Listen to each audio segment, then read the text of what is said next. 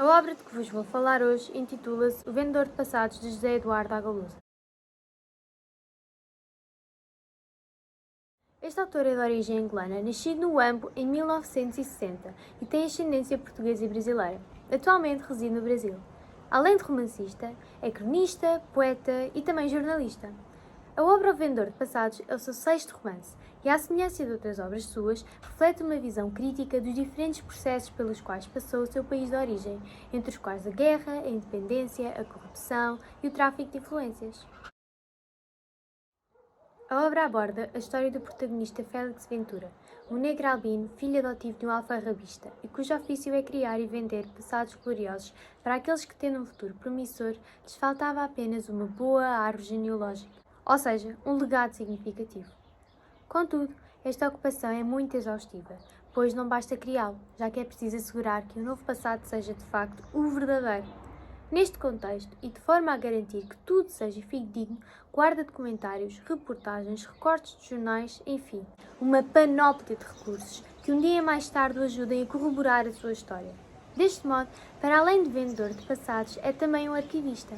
Porém, a história é narrada por uma osga, espécie rara de lagartixa, que habita a casa de Félix e que é apelidada de Eulalie. Assim, é através dos olhos, ou melhor, dos pensamentos deste animal que vamos conhecer outra personagem também importante do enredo, José Bookman, um abastado cliente de Félix que comprou um desses passados reinventados. A ação decorre em Luanda, na época pós-independência, e centra-se num único ambiente narrativo, a casa do protagonista, onde recebe os clientes proeminentes, empresários, ministros, fazendeiros, generais, aos quais falta um passado ilustre, económica e culturalmente, tão importante numa sociedade emergente e ávida de um futuro próspero. É o caso de um ministro e de um estrangeiro, José Bookman. Destacam-se ainda Ângela Lúcia, fotógrafa e por quem Félix se apaixona, e Edmundo Barata dos Reis, ex-agente do Ministério de Segurança do Estado, personagem que viria a perturbar a tranquilidade de vida destas personagens. Qual a relação dele com Ângela? E com José Bookman? Poder-vos-ia dizê-lo, mas quero despertar o vosso interesse nesta obra. E já agora, o que será de Félix e da acutilante osga? Fica aqui o desafio para a leitura desta obra. Posto isto, é importante realçar que esta obra aborda um conjunto de temáticas que a tornam interessante, não só em termos literários, mas também a nível social e político. Assim, um dos assuntos fulcrais em análise na obra é a dicotomia verdade-mentira. Por um lado, temos o passado triste e vergonhoso de Angola, repleto de atrocidades e que constitui a verdade nua e crua. Por outro lado, temos um passado de desenvolvimento e sentimento de pertença que é ficcionado e manipulado por Félix Ventura, pois quer que o verdadeiro passado seja esquecido em detrimento de um novo hoje motivador de acontecimentos bons.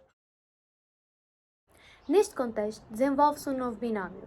Deste modo, temos pessoas com uma determinada identidade, empresários, ministros, fazendeiros e generais, ou seja, com um determinado passado que pretendem ver esquecido. Assim, no presente, pretendem adquirir uma nova identidade com um novo passado, esquecendo por completo a quem haviam sido. Por exemplo, a partir da construção do seu novo passado, José Bookman começa a transformar-se até aos olhos do próprio narrador, que afirma que o que falta a essas pessoas é um bom passado, e que até perdeu a sua pronúncia, afirmando sobre esta personagem que a rir é já angolano. Deste modo, a duplicidade da identidade vai permitir ao indivíduo um sentido de vida mais enaltecedor, cuja presença e interferência no mundo fazem toda a diferença.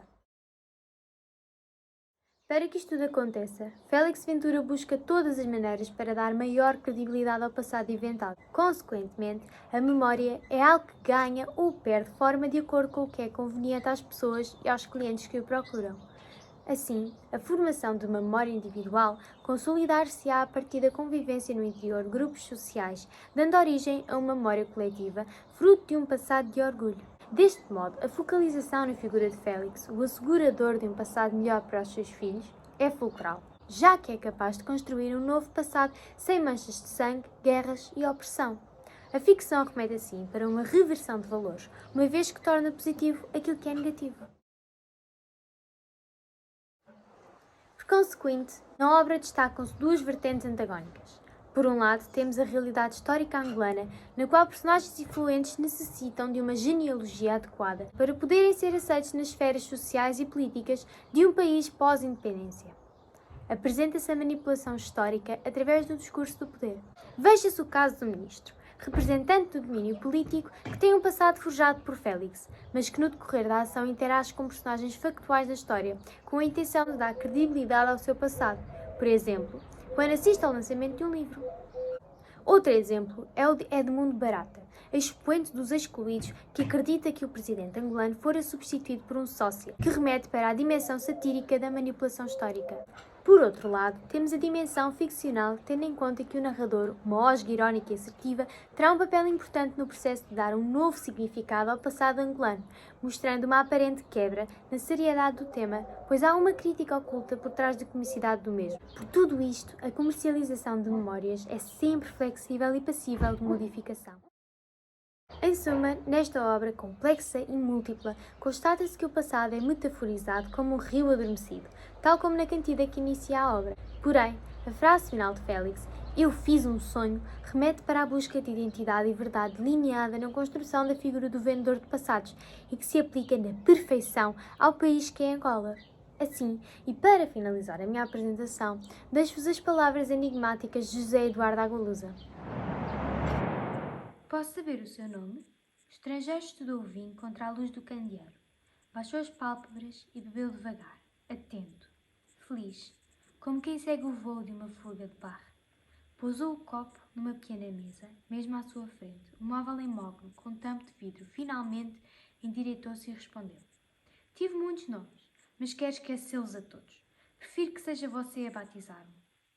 Explicou que pretendia fixar-se no país.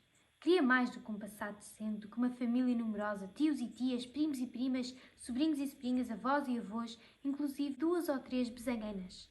Embora já todos mortos, naturalmente, ou a viverem no exílio, queria mais do que retratos e relatos. Precisava de um novo nome e de documentos nacionais, autênticos, que dessem testemunho dessa identidade. O albino ouviu-o aterrado. Não, conseguiu dizer. Isso eu não faço. Fabrico sonhos, não sou um falsário. Além disso, permita-me a franqueza. Seria difícil inventar para o senhor toda uma genealogia africana. Essa agora? E porquê? Bem, o cavalheiro é branco. E então, você é mais branco do que eu. Branco? Eu? O albino engasgou-se. Tirou um lenço do bolso e enxugou a testa. Não, não. Sou negro puro. Sou um autóctone. Não está a ver que sou negro? Este excerto remete para 2 questões importantes da obra, a identidade e a memória. Por um lado, temos um albino que vende passados, mas que não se considera falsário, e sim um fabricador de sonhos. Apesar de albino, considera-se um negro puro. Por outro lado, temos um homem que, inconformado com o seu passado real, quer um novo passado que o faça esquecer as memórias que tanto o perturbam. Ambas as situações aludem à realidade angolana no pós-independência. Este país tenta, a todo custo, esquecer os horrores da guerra e da corrupção. Eu escolhi este capítulo, O Estrangeiro, para reforçar a importância destas 2 questões na obra, a identidade e a memória.